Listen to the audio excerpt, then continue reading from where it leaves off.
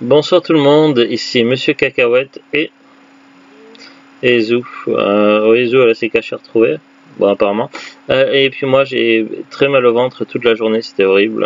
Et j'ai des diarrhées aussi. Bon, c'est pas très intéressant. Bref, aujourd'hui nous sommes vendredi, c'est ça? Vendredi 11 avril 2024, il est déjà 23h23. C'est marrant ce chiffre, c'est normal. Dans ce nouvel épisode de Parlons DVD, on a regardé la suite d'un film d'horreur, un slasher movie un peu particulier, avec du fantastique. On a regardé Happy Birthday to You. Ah, le jeu de mots, trop marrant. Donc voici la belle jaquette, recto et verso. Et c'est la suite directe de ce film-là, Happy Birthday. Du coup, je vous fais un rapide résumé en quelques mots du premier film parce que en gros, le premier film pourrait se suffire à lui-même, et le deuxième film, si vous n'avez pas vu le premier, ben, vous serez largué, parce qu'évidemment, vous passerez à côté de toutes les références et vous comprendrez peut-être pas forcément la finalité de tout ça. Bref, dans le premier film, il y a une jeune étudiante, elle est à l'université. Bon, elle n'a pas forcément fait toujours les bons choix dans la vie. Elle avait une relation avec un homme marié, un médecin, également il y avait une de ses colocataires dans sa fratrie, comment on dit déjà les trucs quand c'est les dans sa sororité, devait être chez les Kappa ou un truc comme ça, je sais plus. Bref, dans sa sororité, il y avait une de ses colocataires qui était fortement jalouse et qui avait libéré un assassin tueur de femmes pour essayer de la tuer, et elle avait essayé de la tuer de mille et une façons, et même en lui empoisonnant un cupcake. Finalement, l'héroïne, elle va se retrouver dans une boucle sans fin, sans savoir trop pourquoi, mais elle va en profiter pour enquêter sur ce qui se passe, comprendre qui en veut à sa vie, éliminer là où les menaces, et puis après mettre un terme à tout ça. Et finalement, la boucle va se stopper d'elle-même lorsqu'elle aura résolu toute cette affaire. Et au préalable, elle sera finalement tombée amoureuse d'un gars qu'elle a rencontré un petit peu par hasard lors d'une soirée. Finalement tout ça sera derrière. Donc ça, c'était l'histoire du premier film. Évidemment, donc on est sur un slasher teen movie avec des notes d'humour, notamment quand elle comprend qu'elle est dans une boucle et qu'elle peut faire ce qu'elle veut, et à un moment donné elle va un peu déconner, mais c'est en même temps dans toutes les séries qui ont fait un épisode style Un jour sans fin, à un moment donné le héros se met à déconner, à faire ce qu'il veut. Mais à la base, c'est quand même le film Un jour sans fin. Après, il y a eu plein de films ou séries qui font un épisode ou un moment en hommage, et on retrouve un peu le même principe. Bref, donc ça, c'était le premier film. On passe à l'étape suivante. Happy Birthday to You. Donc voilà, le jeu de mots super. Donc elle n'est plus dans la boucle dans ce deuxième film. Et finalement, tout va bien. Pas forcément le même, 1 ou 2 jours après, mais ça se passe très peu de temps après. C'est pas spécifiquement précisé le lendemain, mais ça se passe pratiquement à la limite à 2-3 jours près, à quelques trucs comme ça. Comme j'ai compris, non, puisqu'elle dit que la machine s'est mise, le mec qui dit que la machine s'est mise en route Ouais, le soir à minuit 1. Ouais. Ouais, mais elle avait l'air d'avoir commencé à construire. Elle a dit juste après le 18. Ouais, mais elle avait l'air de dire d'avoir commencé à construire une vie avec le gars et le jeune, donc je sais pas trop. Oui, mais c'était le lendemain. Ouais. Difficile à dire. Donc, on sait pas tout à fait, on n'est pas sûr de savoir combien de temps s'est écoulé entre les événements du premier et le deuxième. Toujours est-il que finalement, elle est en couple avec le gars avec qui l'a aidé dans le premier film. Il est pas au courant, c'est elle qui lui dit oui. Oui, non, mais ils s'en discutent à un moment donné rapidement, et ils mettent les choses à table quand même. Bref, donc ils sont en couple, sauf que cette fois-ci, ça va être le colocataire du gars, donc je suis désolé, mais je connais pas tous les prénoms par cœur. L'asiatique, Ryan, voilà, l'asiatique, Ryan. Ouais, Ryan l'asiatique qui avait les cheveux un peu décolorés blonds, finalement c'est lui qui va se retrouver piégé dans la boucle cette fois-ci. Quelqu'un l'assassine, il sait pas pourquoi, et du coup il va demander de l'aide, et il va tomber évidemment sur l'experte en boucle, puisqu'elle a vécu ça un nombre incalculable de fois dans sa propre boucle. Du coup elle va voir avec lui qu'est-ce qui se passe. Oui, oui, non, mais elle va voir avec lui pour voir comprendre qu'est-ce qui se passe pour l'aider, et lui il va lui donner certains éléments, le fait qu'il travaille sur une machine scientifique, un projet d'études avec ses compatriotes apprentis scientifiques. Il travaille sur un projet quantique, et évidemment elle va vite mettre en corrélation les deux événements et comprendre que c'est lui qui est responsable de la boucle, notamment également par le fait qu'un mystérieux assassin arrive pour tuer Ryan, et évidemment tout ça va créer un petit peu le bordel, puis évidemment l'arrivée du doyen qui en a marre de ses inventions et qui va également vouloir débrancher la prise. Bref, oui, ça crée des surtensions électriques. Et ça explique également les fameuses surtensions électriques qui font référence dans le premier film. Pour dire que dès le premier film, ils avaient construit ça comme une trilogie, et évidemment, ils avaient commencé à mettre des éléments en place. Bref, donc tout ça, toujours est-il qu'en essayant de remettre les choses correctement, ils vont recréer une nouvelle boucle, sauf que cette fois-ci, l'héroïne du premier film va se retrouver à la même époque lors de la première boucle, donc elle va se retrouver à revivre le même jour encore et encore, mais avec une petite nouveauté. Cette fois-ci, elle se trouve dans un monde parallèle. Elle a pris la place d'elle-même, de son alter ego, mais de l'autre monde. En fait, il y a eu un échange de place entre deux personnes. Et du coup, elle a pris la place d'une autre personne qui avait sa vie, mais dans un monde parallèle où certains événements étaient différents. Certains personnages qui étaient méchants auparavant pouvaient être gentils. Certaines relations qui étaient construites entre les personnages ne sont plus les mêmes et sont avec d'autres personnages. Et évidemment, il va y avoir un ou plusieurs nouveaux tueurs. Alors j'essaie de ne pas trop spoiler. Avec toujours ce fameux masque de bébé. Je crois qu'ils appellent ça Baby Doll. Ce qui est en fait le masque de bébé, la mascotte de cette université. On se retrouve donc avec des tueurs masqués. On ne sait pas pourquoi. Et évidemment, le seul moyen d'étudier le phénomène et de pouvoir résoudre cette boucle, c'est simplement d'étudier cet événement. Alors autant elle va se rapprocher du groupe de scientifiques qui est derrière tout ça, autant eux, lorsque la journée est terminée, ils ne se souviennent plus de ce qui s'est passé. Et évidemment, il faut un certain nombre de boucles pour apprendre tout ce qui s'est passé. Donc la seule solution, c'est que c'est elle-même qui mémorise tout. Et là, évidemment, ça renvoie un petit peu à un épisode de Stargate SG1 où, de mémoire, si je me souviens bien, le colonel O'Neill a été pris dans une boucle et finalement, lui qui n'était pas scientifique se retrouve obligé à étudier encore et encore afin d'être au niveau de pouvoir résoudre la boucle par lui-même. Je crois qu'il faisait aider du scientifique Daniel Jackson, mais Daniel Jackson n'était pas dans la boucle. Je crois que c'était un truc comme ça, je sais plus. Et on le voit à un moment donné, le colonel O'Neill en train de jouer au golf dans la porte des étoiles. Donc ça, c'est dans mes souvenirs, mais ça remonte aux années 90 et c'est pas tout récent. Bref, donc du coup, elle va devoir se mettre à étudier et évidemment, donc elle va se retrouver avec un choix, c'est-à-dire attendre de se faire assassiner ou de se suicider pour provoquer les événements et choisir sa propre mort. Et là, évidemment, ça va donner lieu, comme dans le premier film, à un petit moment de fun et de délire où elle va imaginer toutes les morts les plus originales possibles afin de pouvoir rebooter les jours, afin de pouvoir apprendre de plus en plus, afin de pouvoir résoudre la situation. Évidemment, ça donne lieu à des morts assez incroyables et étonnantes. Et puis, finalement, à un moment donné, alors pour certaines raisons que je n'ai pas dévoilées pour ne pas trop spoiler, l'héroïne va devoir faire un choix au moment de résoudre la boucle, entre rester dans cette boucle-là, dans cette dimension parallèle, dans ce monde-là, pour certaines raisons, ou alors clôturer la boucle et revenir dans son monde d'origine. Mais évidemment, certains événements seront différents.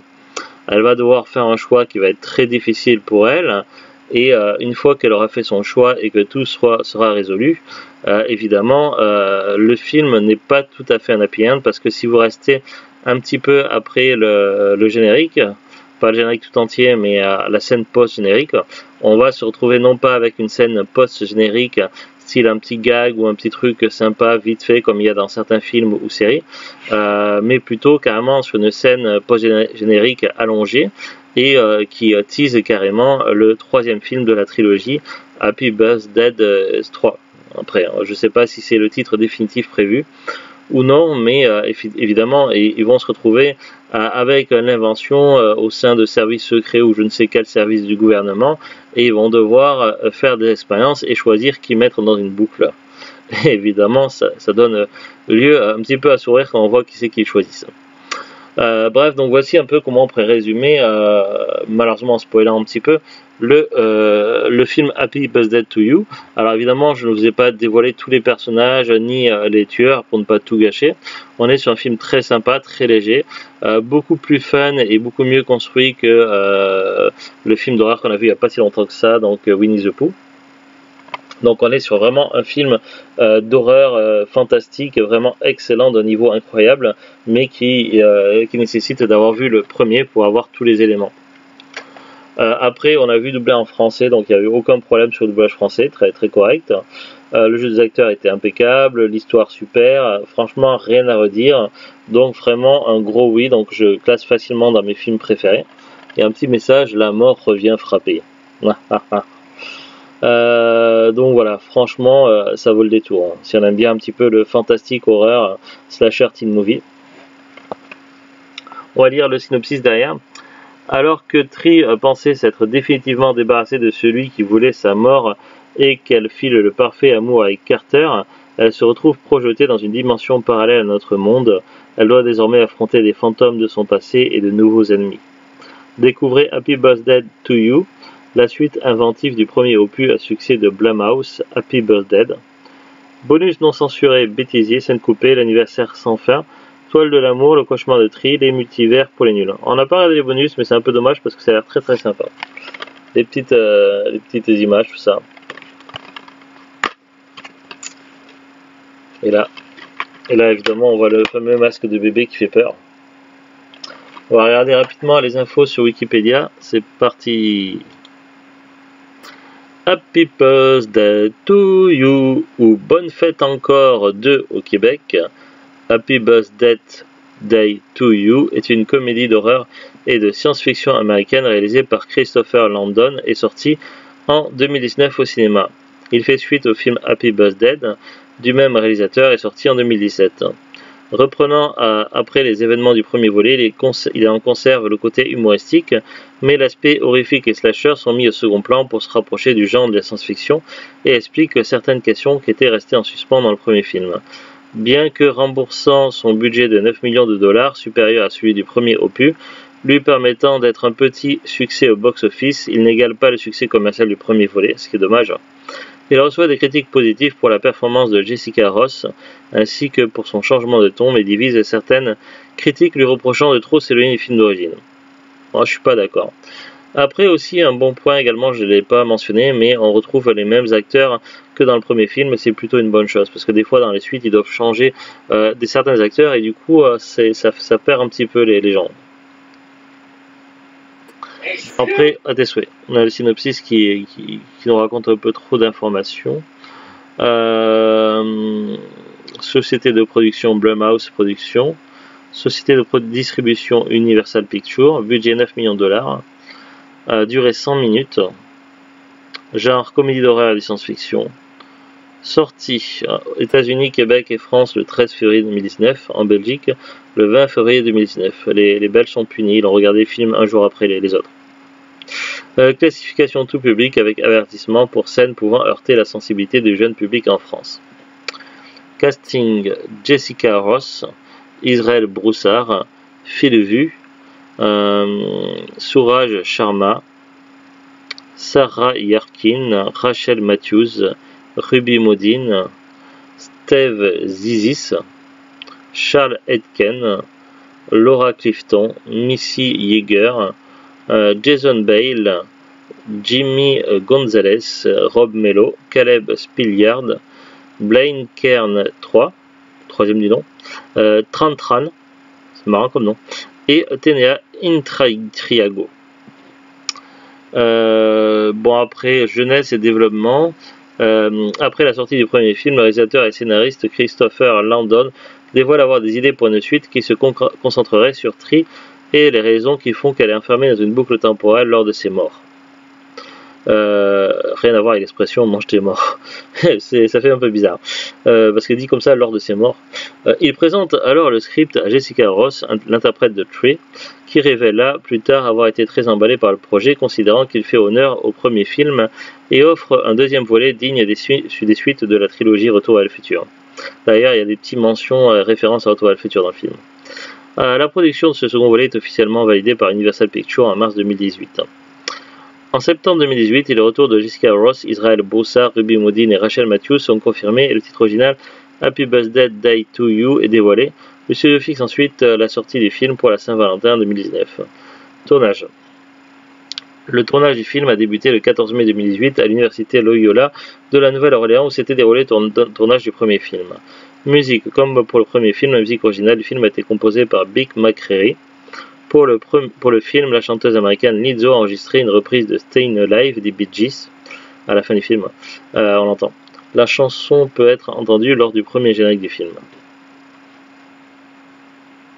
Critique. Le film reçoit des critiques généralement positives de la presse américaine. Sur le site agrégateur de critiques Rotten Tomatoes, il obtient 69%, c'est pas mal, de critiques positives avec une note moyenne de 5,99 sur 10 sur la base de 128 critiques positives et 59 critiques négatives. Le consensus critique établi pour le site résume que le film est une suite encore plus drôle que le premier volet, mais avec un côté science-fiction et que s'il n'est pas aussi frais que son prédécesseur, il devrait plaire à ses fans. Oui, je suis d'accord. Évidemment, on ne peut pas avoir tout le temps le côté nouveauté. Sur Metacritic, il reçoit des critiques plus mitigées, obtenant une note de 57 sur 100, basée sur 31 critiques collectées. Projet de suite. Interrogé sur une possible suite, Christopher Landon a dévoilé avoir des idées pour un troisième film. De son côté, le producteur des deux films, Jason Blum, a également fait part de son intérêt pour un troisième volet et la possibilité de faire évoluer cette trilogie dans un univers connecté avec d'autres productions de sa société. Néanmoins, en mars 2019, ce dernier dévoile qu'un troisième volet n'est pas impossible, mais qu'il ne risque pas de voir le jour en raison des résultats box-office du deuxième film considéré comme décevant par le producteur. En effet, même si le film rembourse son léger budget de 9 millions de dollars en récoltant un peu plus de 64 millions, faisant de lui un petit succès commercial, il connaît une forte baisse comparée aux 122 millions de dollars récoltés par le premier film. Oui, alors après j'ai regardé tout à l'heure vite fait des infos sur des sites internet. Apparemment, il y a toujours des fans qui suivent l'avancée du projet du troisième film. Et il y a encore quelques jours, ça disait que d'après une source, je crois que c'est le producteur ou réalisateur, que le projet du troisième film avançait bien. Il y a eu évidemment du retard puisque ça devait sortir il y a quelques années, mais ça avance toujours, donc c'est pas perdu. Pour le DVD, donc moi j'avais acheté dans un coffret. Là je vois que c'est un peu compliqué, que ce soit pour Happy Birthday 1 ou 2 sur Amazon, c'est plus vendu et c'est marqué soit des offres d'occasion, soit d'autres offres d'occasion ou neuf, donc c'est par des vendeurs pro ou des particuliers, donc voilà, donc que ce soit pour le 1, pour le 2 ou même le coffret c'est marqué actuellement indisponible, hein, donc c'est un peu compliqué maintenant de trouver les DVD Happy Birthday 1 et 2. Pour info, j'avais fait un parlons DVD sur le premier Happy Birthday. C'était il y a quelques années. Je vous remettrai le lien dans la description de la vidéo du parlons DVD si vous voulez le voir. Alors après, le coffret que j'avais acheté, moi, c'était le coffret horreur Happy Birthday to You plus Action ou Vérité plus Black Christmas, donc il y avait les deux Happy Birthday, Action ou Vérité et Black Christmas. Alors il y a deux films Action ou Vérité qui ont plus ou moins le même scénario, mais avec quelques années d'intervalle. On les a les deux en DVD, mais je ne les ai pas vus. Donc je ne sais pas s'ils sont bien. Donc moi ce coffret là, je l'avais acheté le 17 juin 2022. Alors quand je vais sur ma petite facture Amazon de ce jour-là, j'avais payé le coffret horreur, donc des 4 films, 9,99€, expédié vendu par Amazon. Ce qui est plutôt un très bon plan, un prix très correct, et je pense que c'était pendant une période de solde. Maintenant, on va rapidement jeter un coup d'œil sur Rakuten. Là, les prix sont un peu plus diversifiés. Donc là, on a le coffret Happy Birthday 1 et 2, neuf à partir de 139,95€, c'est cher, et d'occasion à partir de 18,77€. On voit que sur le prix neuf, les vendeurs pro et les particuliers, ils ont un peu craqué. Pour le premier film, donc il est vendu neuf à partir de 6,70€ ou d'occasion de 3,99€. Et pour le deuxième film, en solo, il est vendu neuf à partir de 8,50€ et d'occasion pour 1,89€. ça revient moins cher d'acheter neuf les deux films séparément que dans le coffret qui reprend 1 et 2. Le coffret des 4 films, quant à lui, il est même pas vendu ni recensé sur Rakuten, ou alors c'est que j'ai pas trouvé la fiche. À mes souhaits. Voilà qui clôture ce Parlons DVD, donc, et qui nous permet de bien débuter ce week-end avec un film vraiment très très sympa, donc je suis très content. Voilà, à très bientôt tout le monde. Donc voici Happy Birthday 1 et 2, dans ce sens-là plutôt, vivement le 3. Allez, salut, au revoir. Au revoir.